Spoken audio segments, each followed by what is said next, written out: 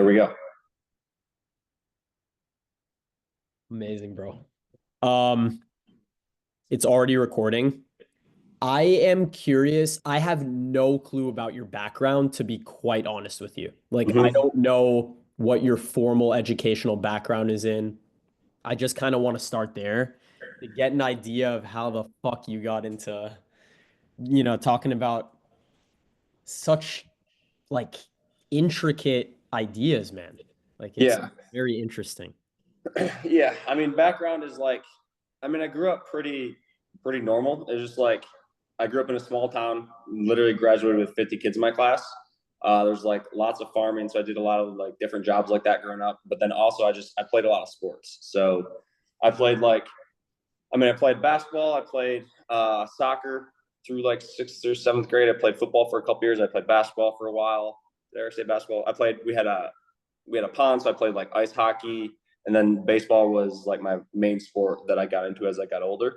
But really, what what did it for me was when I was in eighth grade, there was this tryout thing that I went to for baseball, and I always like liked baseball and I wanted to play a professional sport, but I went to this tryout and he was like, or I made it, whatever. Like, I didn't think I was going to, and I made it to go to this travel thing for Puerto Rico or something like that. I think they took everybody, but for me in eighth grade, I was like, oh, that means I'm good.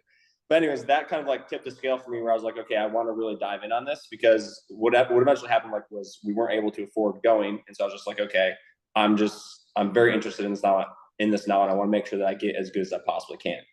And so then I started to just read and research like anything that I could find online. Back then it was forums. So it wasn't Twitter or Instagram or any of those. Like that's basically what it is now. But back then it just is online forums. And so I started reading and researching, find everything that I could.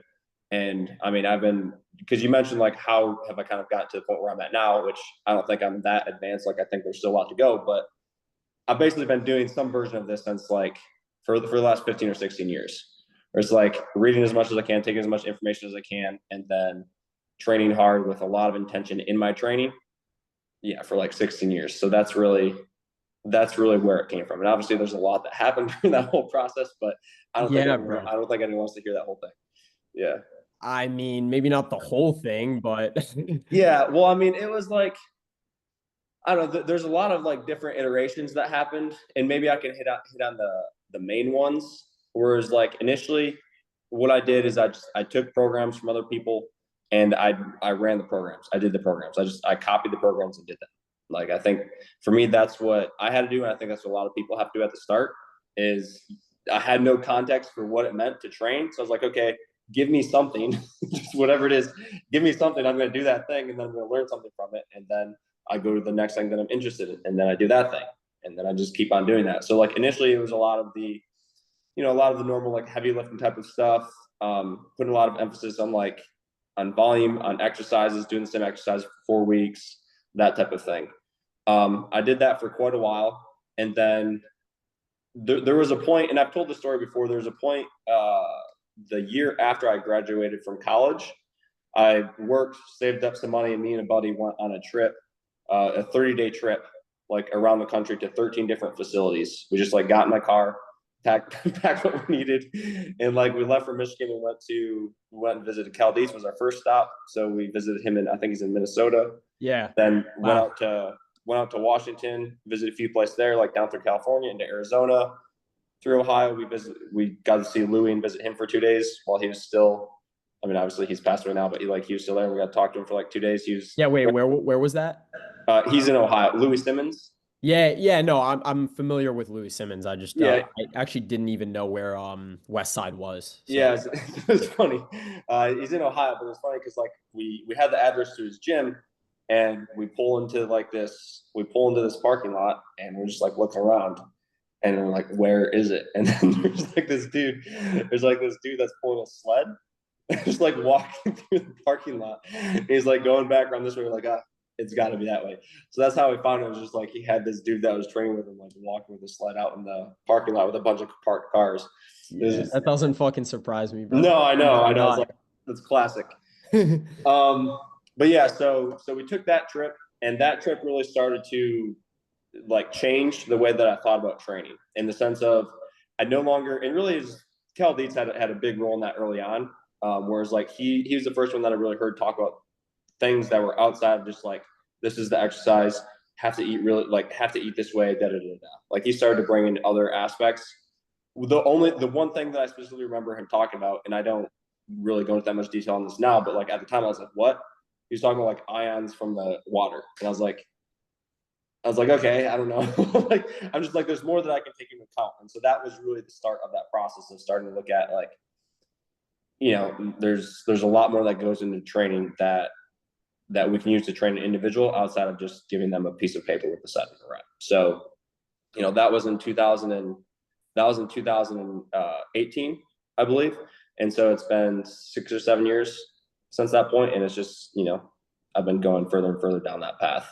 And obviously, as the latest one has been like getting interested in Jay Schroeder's stuff, and it's Mhm. not like exclusively his stuff, but he's played a large role in the way that I think about things in terms of um, just a lot of the way that I set up training, and then also integrating the whole individual, the whole being into the training. Like he's probably the most recent one that I've taken a lot from. Yeah.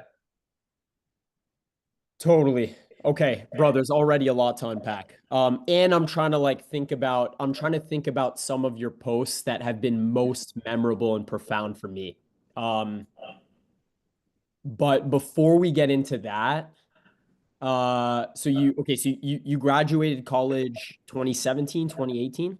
18, yeah. 18. Okay. Where'd you go?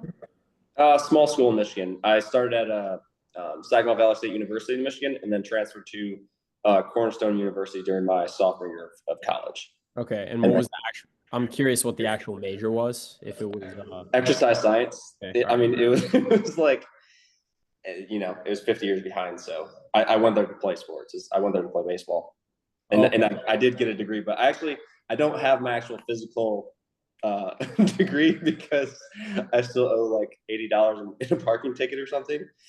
And so, anyways, yeah, because I parked, bro. We had like a baseball field, and we had parking at the baseball field, and then there's spots for the coaches, and I'd like park in the spots for the coaches because they let me, and like I was there all the time, and I got a ticket for that. So I was like, anyways, I don't have my actual like physical diploma because of that, but it's fine. I don't think anyone's gonna ask me for my diploma at Yeah, I don't think the it fucking matters a point. Yeah, single exactly. bit now. Yeah, exactly. Wow, okay. Um, what I immediately think, the post that I immediately think of, that has had a very profound impact on me and just got shit turning in here, like made me realize how legit you are too, is a post that you did on New Year's. It was about it was basically about um the like being fearful of injury or pain and how we're fearful of the unexpected. And so I don't know if you remember exactly what post I'm talking about just based off that description, but you were like you basically proposed, and you weren't actually telling people like go injure yourself, go provoke as much pain as possible, No.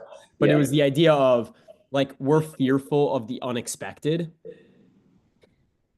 Um, like explore, find a way to explore territories that seem a little more foreign to you at first, so that you become less fearful. Um, that post had a really profound impact on me.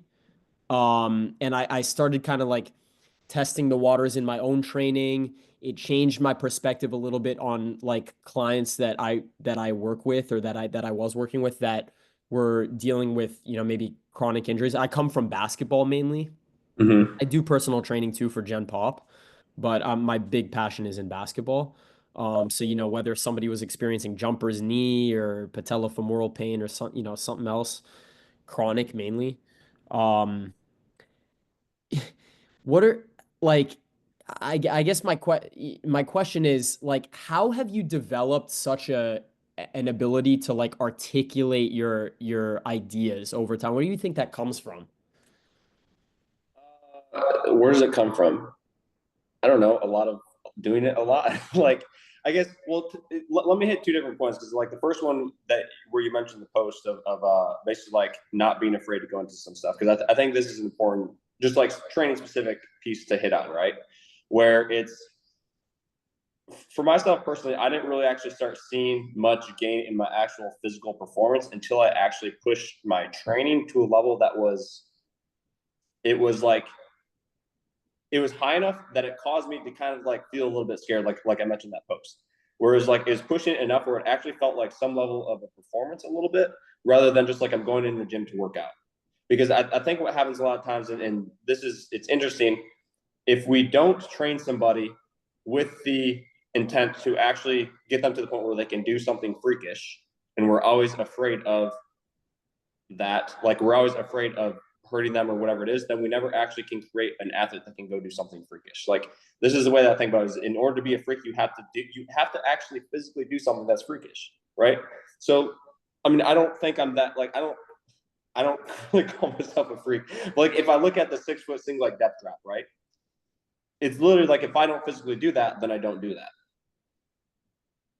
You know what I'm saying? So, Yeah. but like a lot of times, what happens is for years and years and years and years, like individuals will be afraid to kind of like push the envelope and they'll like see something that they want to do, but they're just like that's way off from where I'm at, right? And so it's like at some point you have to decide that you're going to push enough to actually get to that point, but like right now, like do what would you your version of what you can do for that right now instead of thinking it's like this crazy thing that you can never get to. So from what I remember, like that's what I was getting at with that post was at some point, if you want to be different or if you want to be a standout in something, you actually have to do something that stands out. And it's like actually making that real for yourself through the physical training that you're doing, right? And you mentioned your experience with Cal Dietz, where you kind of first realized, um, or he piqued your curiosity about being more holistic, worrying about things beyond just training, what foods do I eat, etc. Um, and one thing that fascinates me is like is behavior. I know that's super general, like just behavior science, understanding behavior science, and we can get into the What, nuance what, of what do you that. mean by behavior science? So understanding how people can fucking actualize the shit that we say is, you know, um, for lack of a better word, like optimal, um, for, best for the individual in theory. It's like, okay, I look at, you know, a basketball player and I say, okay, like the way that usually the areas that basketball players miss the boat is not in like anything that has to do with like actual basketball training, like so going on the court, like doing their skill development, going on the court, doing all that kind of stuff. It's Mm-hmm. all the lifestyle shit that could improve their performance by X% and is necessary if they want to get to, the top 1% of players, they want to get a scholarship, like, or play beyond that, is necessary. Um, but you have to meet if you're working with that individual, you have to meet them where they're at. And so it's like, okay, all this shit is good in theory. How do we actually put it into practice over time in a sustainable fucking manner, right? Mm-hmm. Um, and so what like for example, one book that was transformative for me was like Atomic Habits. It's a classic.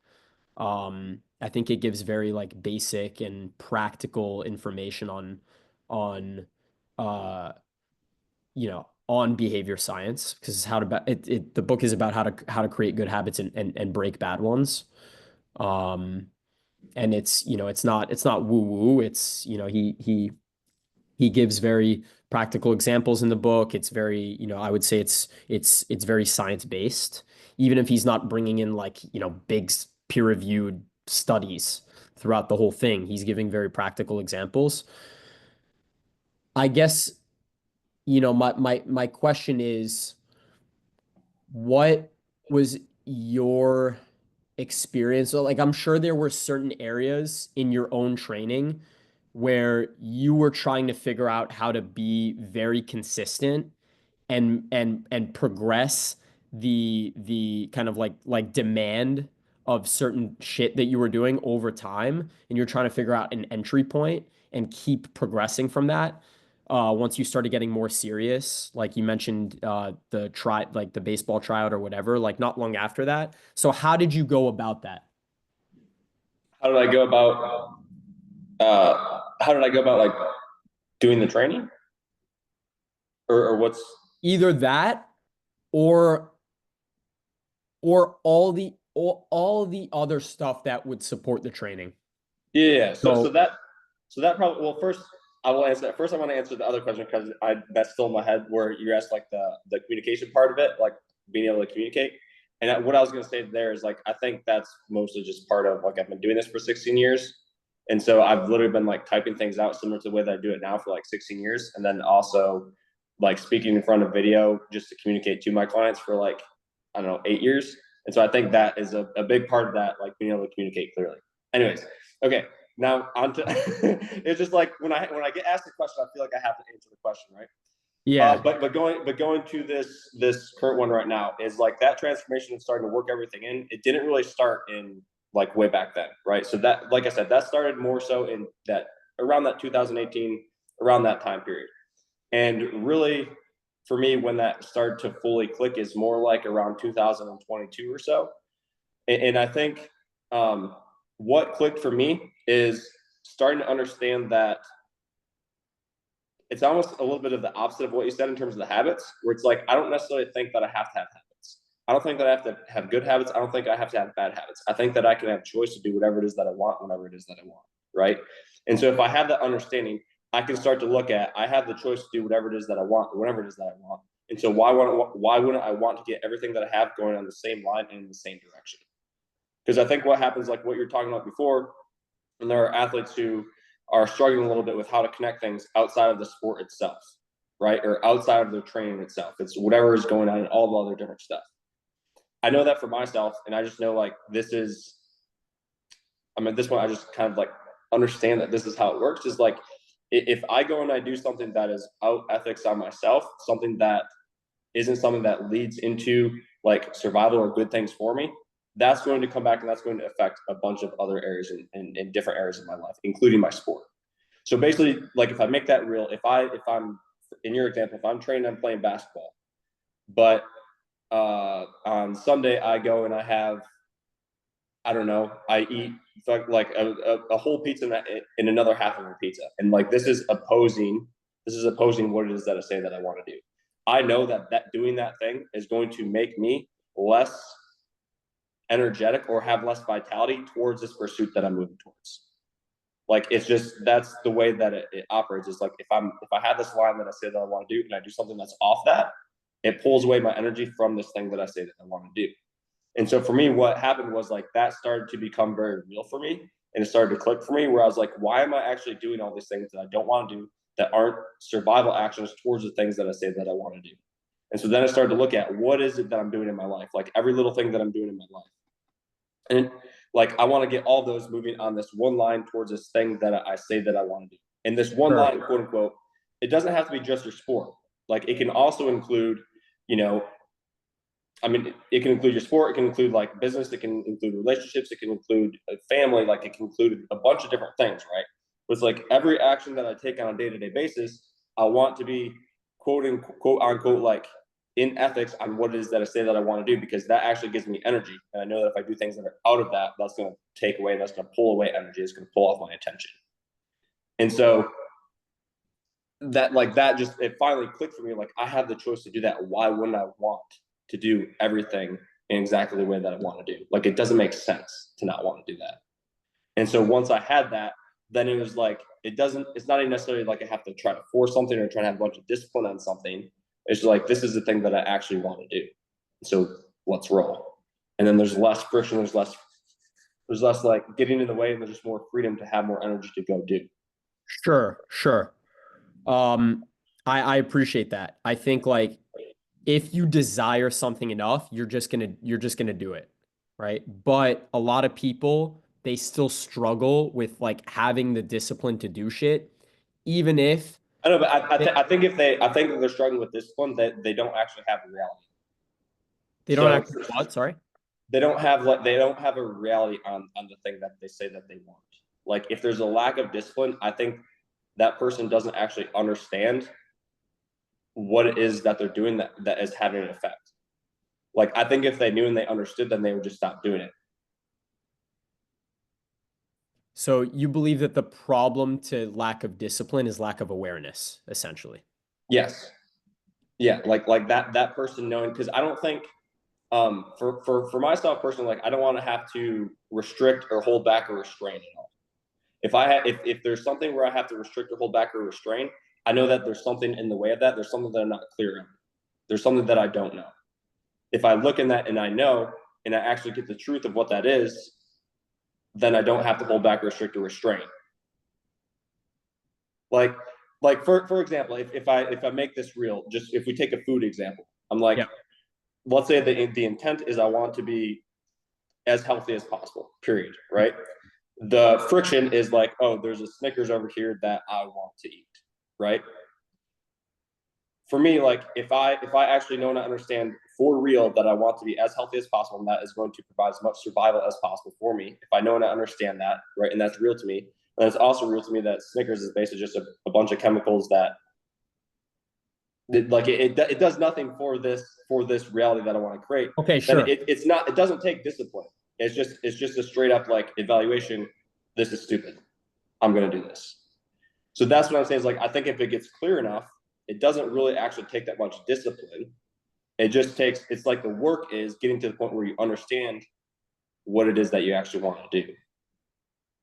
Okay, I am playing. I know I'm playing a little bit of devil's. I'm Let's do not playing it. devil's advocate for the sake of playing devil's advocate. I mean, it's Yeah. I'm bringing up practical examples. I could go to Joe Schmo and ask him, "Hey, what is eating a Snickers stupid? Like, is it bad for your health?" He'll say, "Yeah." Like 9 times out of 10, somebody will tell me. 1 out of 10 times, the guy will be fucking, naive and just not know. But I'm talking about like adults, right? You go up to an adult, you ask him, "Hey, is this good for you to eat?" He'll say, "No, the Snickers is bad for my health." What do you mean? Yeah. So why are you eating it? Dopamine, man. Yeah. Like So my, are you dopamine? huh? Are you dopamine?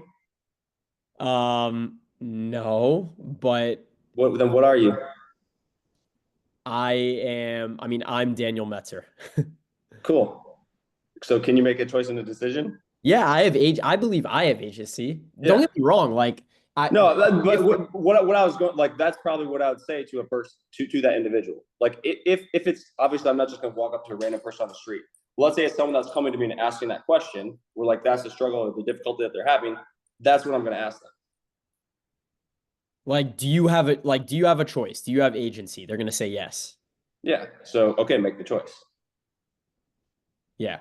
Okay. Nothing more than that. Like don't eat the Snickers. If you don't want it, then don't. hmm So there needs to, I guess, where we're going with this is okay. Yeah. So lack of awareness is the kind of like rate limiter for lack of discipline, or it's like the thing that holds discipline back the most, right? Um, uh, but we've created an environment and a society, especially in America, where we don't it's so difficult for people to give themselves space for awareness, yeah, through social media, through the emergence of AI, right? Like through technical, different technological advancements. I mean, people are getting addicted to this shit, and it's real. And why is it?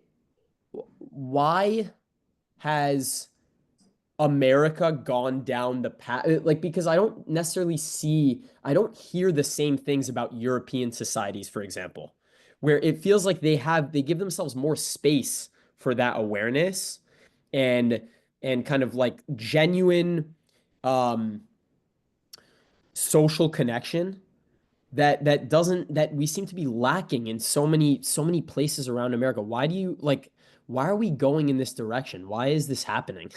I know it's a loaded question, but I really think you know if the problem is lack of awareness, I think the use of technology is I believe probably the biggest reason for that. So why are we going in that direction? Yeah, I mean, I don't know how. There are many things that can lower awareness and get a person to the point where they're like unaware almost of what they're doing. And so I think there's a lot of that that is hitting not only in America. I mean, not only in America. I think it's probably all over the world. Like obviously, I can speak maybe on what I see here, but even if you look at like if you want to talk specifics, like if you look at what's in food in terms of like just like something in food, like let's say a chemical in food hitting you and then making you less aware. Or if like we look at drugs, whether we want to talk like the way that kids are getting like drugged with different diagnoses and stuff like that, that is going to hit and that's going to take away a certain level of awareness. And then if we also just look at, I mean, I don't know, like the like programming on TV or programming on like social media or whatever it is, like a lot of it is just designed to get a person to kind of like be in this lull state where there is no level of actual awareness of what is going on and what is happening. It's like this is just what I do. I do this, and then I do this, and then I scroll, and then I go eat, and then I scroll, and then I go eat, right? And so, I mean, I have like I think there are a little bit deeper reasons for why that's here, but I think that's essentially what is happening is individuals get hit with things in their day to day life, and just like pulls them into that. They're unable to kind of have enough necessity to pull themselves out of that. And I think that's when the person gets stuck in that. And so what worked for me, because I guess that's all that I can think about for myself at the start. What worked for me at the start was essentially getting to a point where I didn't like enough of what was going on and how my life was going and how I was being. Like I didn't like it to a point where I was just like, I'm sick of this and I'm fed up. And then that kind of forced me to actually look at what it was that I was doing, which gave me more awareness around that and then like upped my necessity level because I actually wanted to change and do something different. And so I don't think a person like I didn't hit rock bottom or anything like that, right? And I don't think a person has to, but I think what has to happen is like first of all, the person simply has to be made aware that like they're unaware. And I know like I'm unaware to some greater or less extent right now. Like there are things that I'm unaware of 100% right now that I don't even know. That's the definition of unawareness, right? But it's that ability to actually like look and see that and be willing to be like, bro, why do I go and I do the same thing every day? Like, why do I just start to like question, like, why am I don't know, like, why do I go to Chipotle and eat there like 5 times a week? Or like, why do I sit down and I watch the same thing every night? Or like, why do I, like just to have the awareness to actually start to ask that question. Um, but I think sometimes the person has to be hit with something hard enough to actually like wake them up to be like, oh, there's actually something wrong. Because I think maybe the majority of people are walking around not thinking anything is wrong. I'm like, bro, there's a lot of things wrong. So like we're so underperforming what and when I say we, I mean like I don't know, I know I'm talking generally, but I think as a whole we're underperforming to a large degree compared to like what we could be doing. And so when I'm working with individual athletes or individual people or even the way that I create content and kind of put out what it is that I put out, to some degree, I'm trying to smack that person in the face because that's what I had to do and be like, hey, man, there is more that you could be doing, or there is more to what you could be doing here. Because I think that's what that's what like starts the process. Totally. Totally. Um, yeah, dude, it's so crazy. Every time I actually journal, like I guess like ironically, I feel like a reason why you seem to be a highly aware like self-aware individual is because of like the style of posts that you put out on Instagram. They're kind of like they serve as journal entries essentially. And um it's so it without fail, man, every day that I journal for, good 10 to 15 minutes. I'm not talking about typing on a computer. I'm talking about actually pulling out a notebook and doing it. Mhm. I just I feel relief. I feel like it's so sound like I'm bullshitting to a lot of people would think I'm bullshitting, but you really do feel almost this immediate sense of like fulfillment after doing it. Um, and like, man, society would just improve. So like, I think that the cultures that seem to be, happier, living less stressful lives, they're more they're more disconnected from like technology is just not as big of a part of their culture. And so they're more social, um, which is kind of like it's kind of when you like verbalize stuff to other people and you create like genuine like strong social connections, it's kind of like a way for you to improve your awareness, right? It's just instead of like writing stuff that like people talk about journaling, and I just mentioned it, instead of like actually physically writing stuff down, at least now you're like you're talking to other people about what you're thinking about and what you're feeling, right? So it's kind of like um it's just interesting, man. Like every time I've journaled, without fail, I feel this immediate sense of relief, this immediate like kind of like sense of fulfillment. And I feel like I can keep moving in the right direction. I feel like I can keep just expanding off of the things that I'm talking about. And it adds, you kind of feel like empowered from it because you know that everything is just coming, you're tapping into like what makes you unique, and you just keep building off of that. What is your experience with like besides, typing stuff on Instagram? Is journaling like a consistent practice that you use? And if so, like what's been your experience with that? Um, I mean, to be straight up honest, no. I will like I use it as more of what I think of more of is like, and maybe this is the context that you're speaking of it in, but like there are things that I want to like physically do, and that I want to have happen. And so when I'm writing things down, because I do have a notebook that I write things down in, but it's like this is what I'm moving towards. So whether like business relationship, something like physically with training, like whatever it is, like I'm writing down, or I'm kind of keeping at the forefront of my intent, like these actual physical things that I'm working towards and I want to have happen.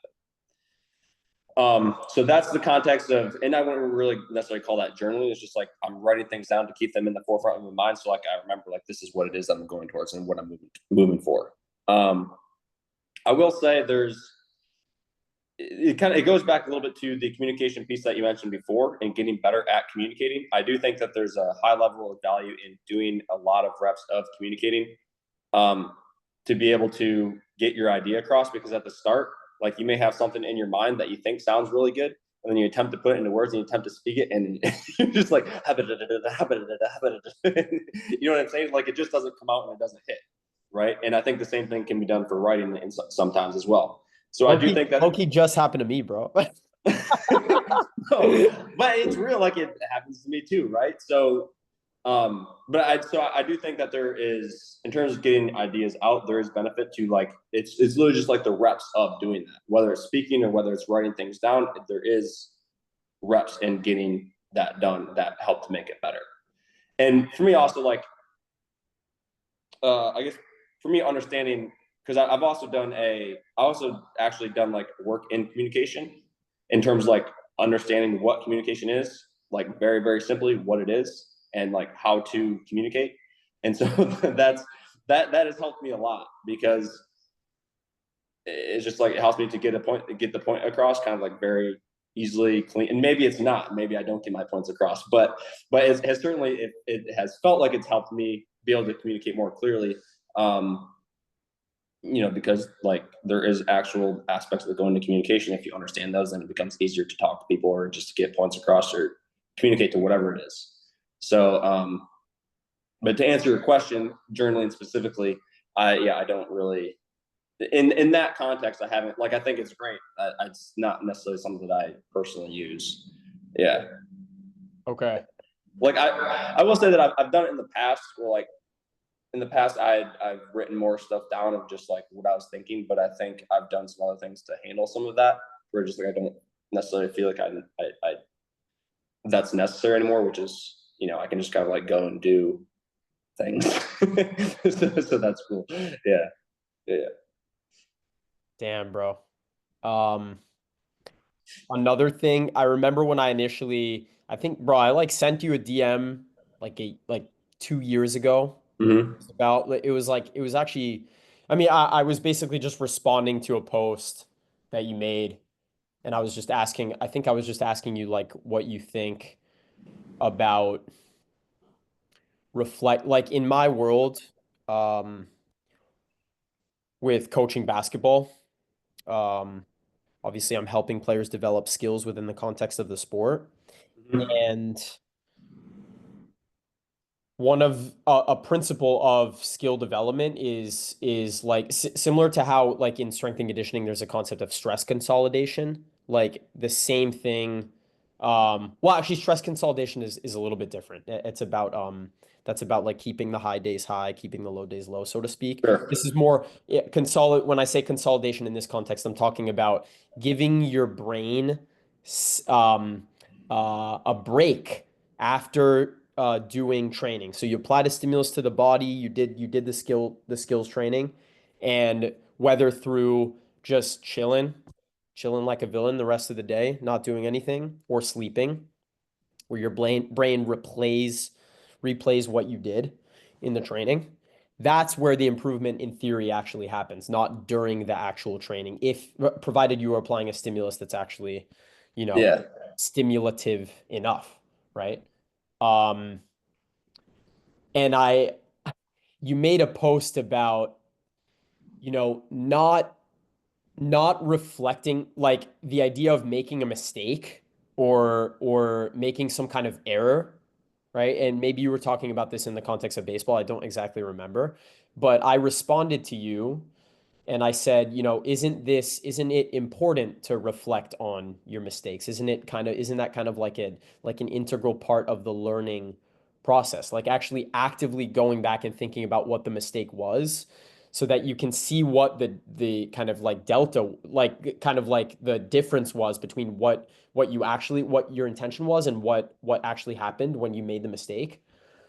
I mean, it kind of makes intuitive sense to me that you'd want to think about the mistake, but you actually said that Yeah, I um think I have a you, different thought you process. you actually said, yeah, you actually said that like I don't need to actively think about the mistake because I already know what I want to create. I already Yeah. know like what I think it was something along those lines.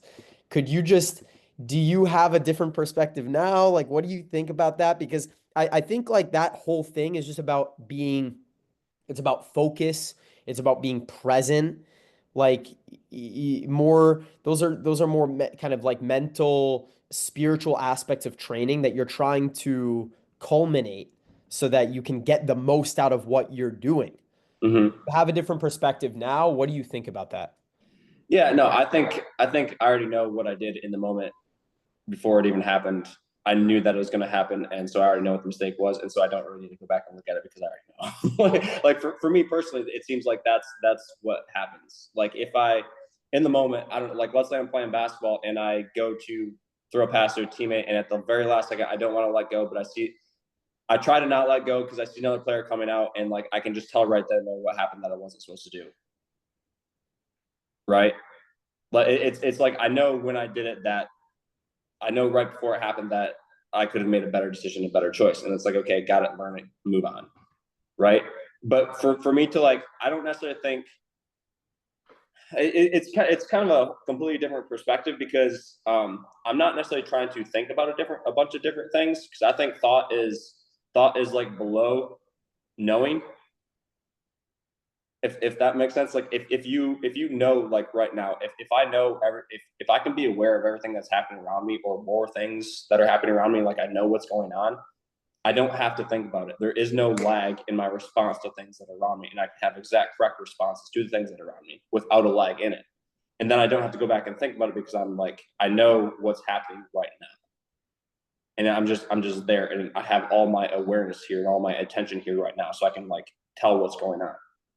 So to go back and think about it like that, the time that I go back and think about it, that's just taking, it's like, I don't know. It's like I don't have to do that because I know right then and there in the moment. And it's interesting because earlier you said, as far as like the skill development goes, and if you go practice your skill and you do it hard, and then like the rest of the day you go and rest. I was just like, I was kind of laughing because I was like, that's like the opposite of the way that I think about doing things right now. Okay. And I think I've talked about this on on Instagram a little bit or even on a different podcast where it's like, um, specifically for me, it was when I was going through the slow lower work. I just blew a bubble. That's crazy. Sorry. I was like talking and a little spit bubble came out. What the hell? All right. Bro, it's crazy. Anyways, but yeah, so I was doing a slow lower and I was experimenting with this concept of like recovering as you work and what that actually means and being fully engaged all the time. And that actually being what allows your system to recover. So I'll try to make it real, right? So like Yeah. a slow lower deep push up, you start at the top, you lower for 3 to 5 minutes, goal to press back up at the end as if you didn't just lower and didn't do any work. So it's like a physical representation that you have learned to recover as you work. Because I can literally like be in a push up for 3 minutes, press back up as if I wasn't in the push up for 3 minutes. Like that is my goal during a slow lower deep push up, right? And so what I realized one day when I was doing those is like previous to this realization, I would think, okay, I'm in the deep push up. I finished, great. I can take a break and I can be done. What clicked for me was that if I was that way while I was in the slow lower deep push up, I wouldn't be able to press back up at the end because I would quit. Like, or not even necessarily that I would quit, but like I wouldn't have enough awareness, attention, and intention to be able to actually continue to pull in the position in the correct way to press back up out of it. So what allowed me to recover as I worked to complete the push-up at the end was being fully engaged in what it was that I was doing. That is what allowed me to recover in the push-up while I was in it. It wasn't resting, it wasn't going easy, it was being fully engaged in that thing. Because if I tried to rest or take it easy while I was in a deep push-up, I wouldn't recover and I would fail. Does that make sense? Yeah, so it makes sense Yeah. if I think it makes sense to me as of right now if you're talking about a different type of recovery. So what is recovery like? What do you mean a different type of recovery? What I mean is when your body undergoes some kind of physiological adaptation, whether in skill development, whether we're talking about some kind of neuromuscular connection changing or a neural or the nervous system adding certain neural pathways, adding myelin, right? Like if we're getting super technical and physiological, or whether it's a physical adaptation where you fucking, if we're talking about a push up, adding muscle mass to your chest, like whatever, right? Sure. That type of recovery. My interpretation is that you're talking about a different type of recovery, but I could be wrong. My interpretation could be wrong. Well, so, yeah. So I guess I'll define like when I say recovery, for me, recovery like basic definition is I'm able to repeat the activity at the same level of output. Like if I can do that and I can continue to do that, then that must mean that I'm recovered. If I'm not recovered, what that physically shows up as is I can no longer do it or I have to stop. Mm-hmm. So that's why that's why I'm saying when I was in the deep push up, being able to press up out of that is a representation that I'm recovered because I can physically do it. If I fail, that is a physical representation that I'm not recovered and I'm fatigued. Okay, but they're different actions. What is? The lowering portion and and going up. Well, I guess, to answer to respond to what I just said, I guess they're not technically different actions because the muscle doesn't really know the difference between like it's producing force either way. Well, so and that's kind of the point is like it's being able to control your own system because they 100% are different actions, right? What happens when you fail is basically when you stop pulling down and you start quote unquote pressing up to just hold, then you fatigue out. If you are able to actually continue to pull, then you don't fatigue because the muscles that press aren't being used, they're being lengthened. They're not being shortened, they're being lengthened. And so they 100% are different actions, Yeah, right? I follow you. So that's like But how is that recover? How is pushing out of it then defined as a representation of being recovered or recovery? because like You're like you have not discontinued the activity, like the whole activity. You haven't discontinued it. You're still uh you're still you're just pushing out of position that you had been actively controlling up until that point. So how would that be recovering? because I am lengthening the tissues that allow me to push out. So basically, like there would be a point where you go from recovered to fatigued. That like if you put yourself in a deep push up, right? At some point, there is going to be a point where like it flips and it starts to burn, and then you fatigue. So the reason that I say that it is recovering as you work is because like the way that I'm working allows me to continue working. I don't fatigue. So if I'm moving down, then I use the muscles that pull me down. And I keep doing that, and I keep doing that, and I keep doing that, and I never fatigue because I can always continue to pull deeper into more extreme ranges, and then that allows me to press back up. So I should technically never fatigue. Okay, so could you do it forever? Theoretically, no. I mean, I haven't tried like the longest or most recently. The thing that I've done most is like the 5 minutes down with 45 pounds added with a press up at the end. So I've done that one. That's like the most extreme that I've done with the press up at the end. Is like 5 minutes down with 45 pounds on my back, and then the press up at the end. Okay, but like for But example, I haven't tried to do it for like an hour straight now. I mean, I had. But what I'm saying is like the reason that I say that it's recovering is because I'm recovering what's going to happen next. Like I'm preparing myself to recover what's going to happen next. So the press up is what's going to happen next. I'm recovering that so that I can continue to do that, right? So like specifically, what would be recovering in a deep push up would be like the tricep because it's lengthening, and then it'd also be the pec because that's the lengthening. So those are getting recovered as I pull myself into positions to then allow me to do the next activity, right? okay. Um, So bring it back to the big premise, like the big. yeah. Um, I'm trying to think about where we were because went down a rabbit hole. Well, no, it was about like it was about because we were talking about the skill and like doing the skill and then sitting around and resting, Yeah, yeah. and then that being what helps the skill to stick, and then also about thinking about like mistakes that have been made, and that kind of like took me into what we were just talking about, where it's like I Yeah. don't actually want to sit around and do nothing pretty much ever because this is a separate point, but like that allows my system to be inefficient. Like it trains my system to be inefficient. I don't think I have to like stop and rest. I think I can continue to do things continually. Bro, are you training 24? Like, are you training 24/7? Like, what's going on? Yeah. What kind No, of no, no, no. sorcery? What kind of sorcery, bro? No, it's not. But like, because you'd be stupid for me to train 24/7. But my point is like I guess maybe to make that real is like if I can train hard and then I can be in this conversation the same way as I am like fully invested in this conversation as I am when I'm training. And then when I'm writing programming, I'm like fully intent when I'm writing programming and there's nothing that's like I'm not distracted, like I'm fully in that. I'm not just sitting there and doing nothing, but I'm like fully actively engaged in that thing, right? For me, like that, like a being has the ability to 100% do that, to not need to go and do nothing. Because for me, I think like going and doing nothing means that there's something that is there that is causing you to fatigue, that is friction, that is getting in the way. and that's like sapping your energy. Because for me, like I don't, I'm trying to make this real, but like recovery is a response that your body has in that. Like I don't do recovery. My body, the recovery is a response to the input that I put in. Like if I go train, the recovery from the training is a response that my body already knows how to do.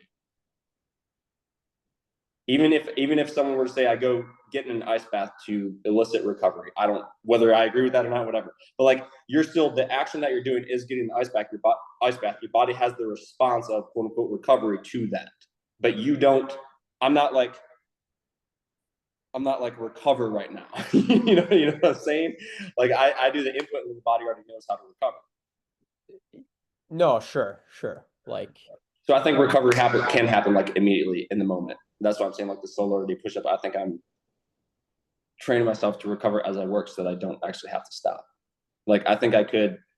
I mean, because you asked in my training all the time. It's like no, but also the post that I put up like yesterday on my story of like the joint moves. We're just like raising my arm up and down 500 times in a row, like doing that shoulder joint move, and it's just like I couldn't get myself to fail. Just like it was kind of pissing me off. It was like I had to keep going. But it's like I do think there's definitely like gradient levels of so then individuals is the being able to do. stimulus. So, okay, like, bro, I'm not even trying to downplay you, but No, and then is the I'm not trying to stimulus upplay intense myself enough? either. I'm like, Because, bro, you could do it with that logic, you could do instead of 500-pound joint moves, like if you're talking about the shoulder that you mentioned, or yeah, the shoulder that you mentioned, the exercise that you mentioned, couldn't you have done fucking 1,500 pounds in theory to get yourself to yeah, no, for sure, yeah, for sure, yeah. That's why I said there's gradient levels of it, right? Of course. Like there isn't really a top end of this is the end. All I'm trying to do is like go up. I'm serious. I'm No, dead I ass. know. I know bro, you're amazing, man. No, but I'm not trying to like it's I know you're not trying to toot your own horn no, either. You're but just like I care explaining how about it the because thing works. yeah, I care about it because I'm like this. Like there's more that can be accessed. Is my point, and I'm trying to figure that out for myself. Like it's not. I don't want to come across as like I have all the answers because I definitely don't. Right. I'm still trying to figure that out for myself. Like okay, what is the next thing that is on a higher gradient of like what I just talked about? Like what what is that next thing? So there's different levels and it's like I don't think there's a top end. Totally, man. Totally. Um,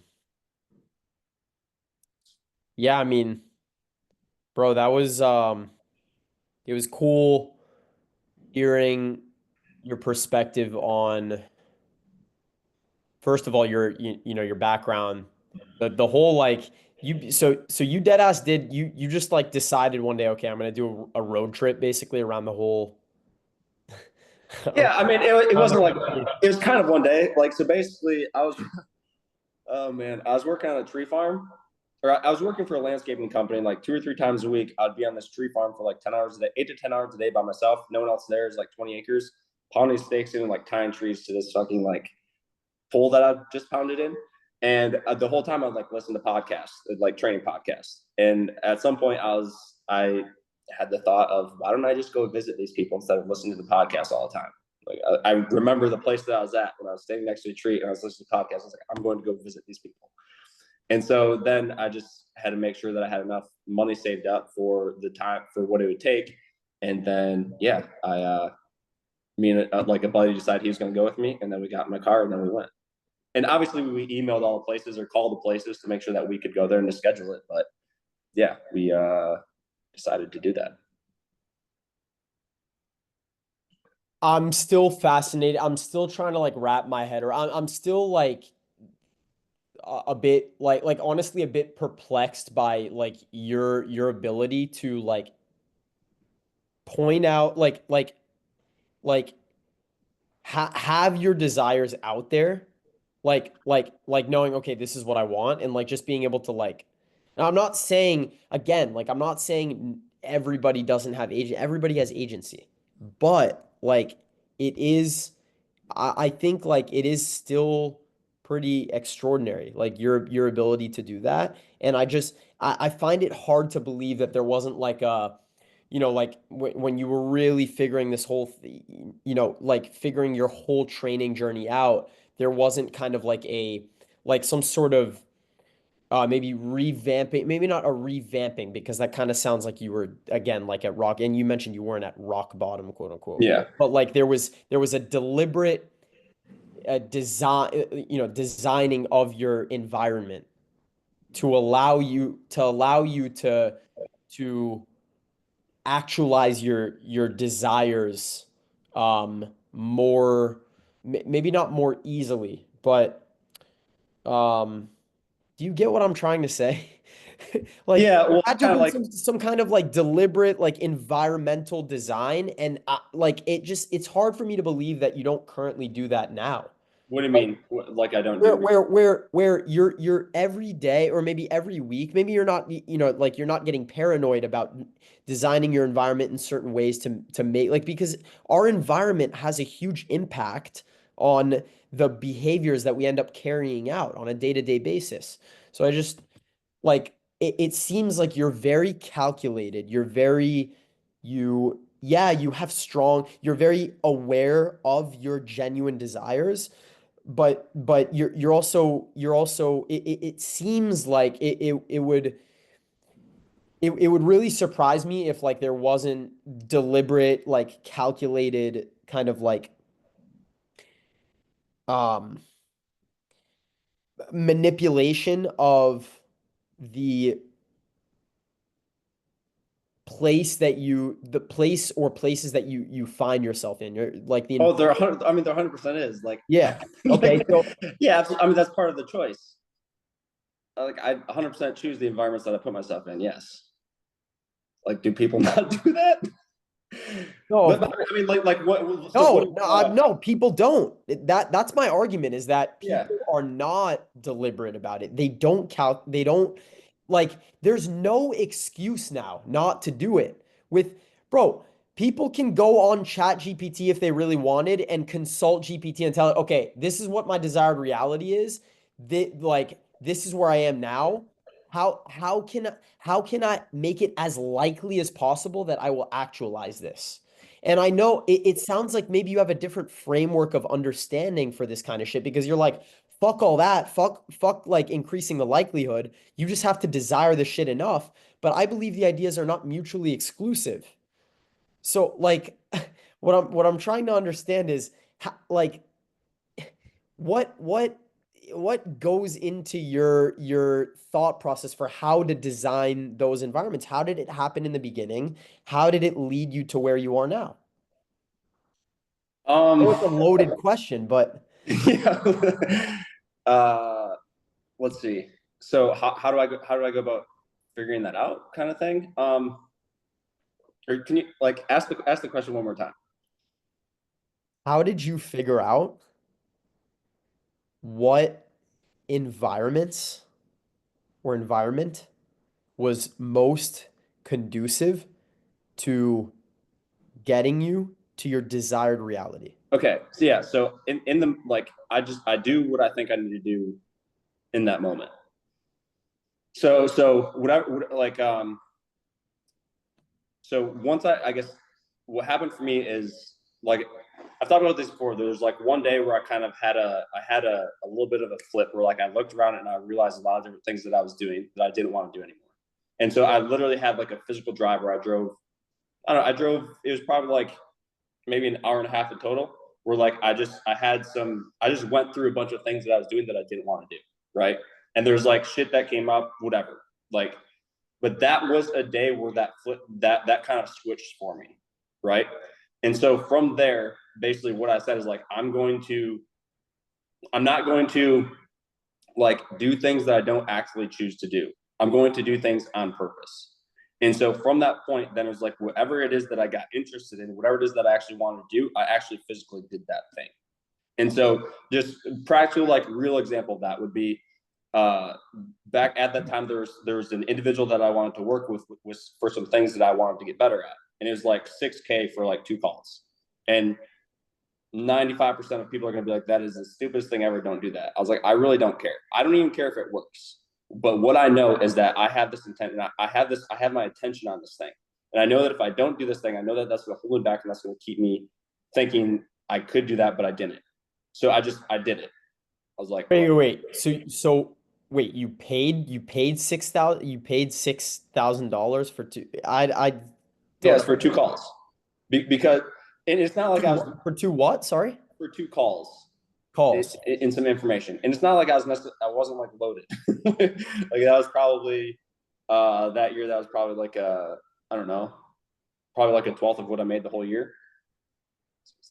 Yeah, probably. So it was like a whole month's worth. But I was like, literally got to the point where I was like, if I'm interested in something, I'm going to figure out how to do it, and I'm not going to get in my own way of not doing something that I want to do, right? And then it's so from So that, like it's as simple, but it's as simple as that. Like you have to let yourself do that.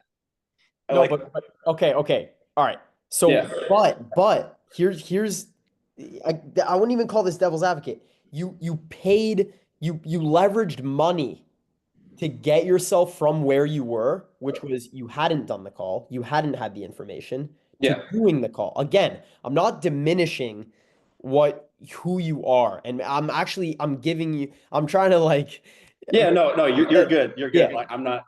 I'm yeah. good. Yeah. Like you paid money you leveraged money to do it, Yes. right? Was that what was that so that you would have more focus on the information that was being exchanged? No, it was because that's what it costs. Okay, but Yeah.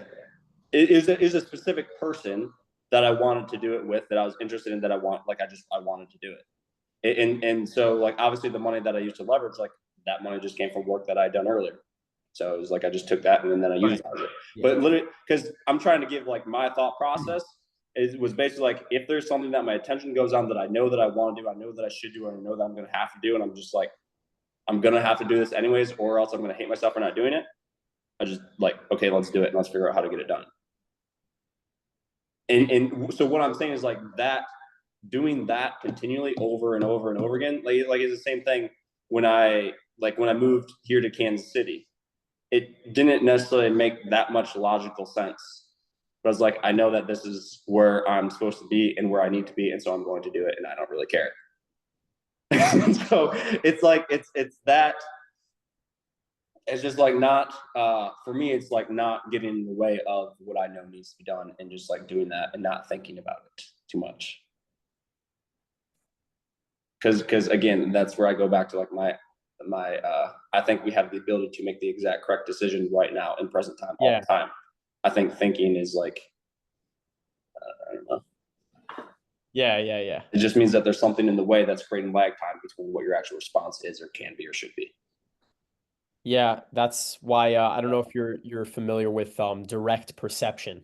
It's a it's a ecological dynamics principle where like all like there used to be this idea of like information processing theory where like we store there was this and I don't know, I go back and forth with it based off the research that I've looked into and whatever, but like the dominant idea in skill development was like we do stuff in the context of sport, and then like memories get stored in our brain for later so that we can do the shit again, basically, right?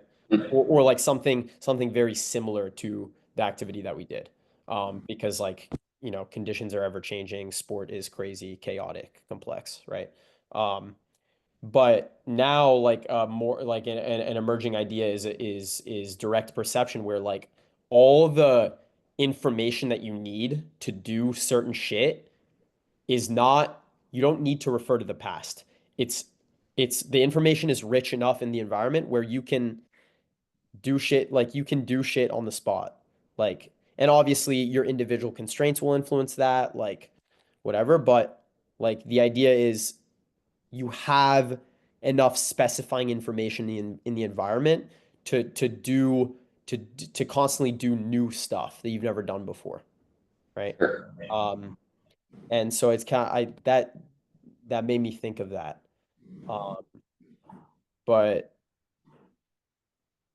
damn, bro, that this is helping. This is actually just giving me this is like making me fired up, bro. Yeah, I know. The Make whole me the fired up. whole Yeah, thing about acting on desires, like what discipline actually means, like that was very helpful, bro. So I appreciate that.